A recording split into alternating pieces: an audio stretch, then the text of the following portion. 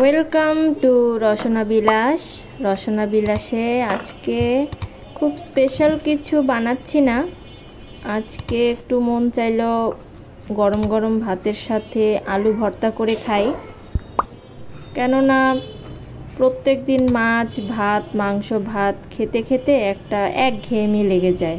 তখন মনে চায় যে একটু আলু ভর্তা, তারপরে ডালের বড়া এসব দিয়ে ভাত খেতে মন চায়। তো যেই ভাবা সেই কাজ, আলু ভর্তা বানাতে বসে গেলাম।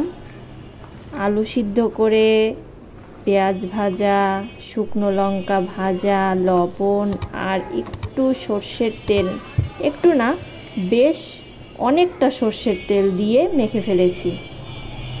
আর এখন দলা পাকিয়ে নিয়ে জাস্ট দেখুন লুকটা।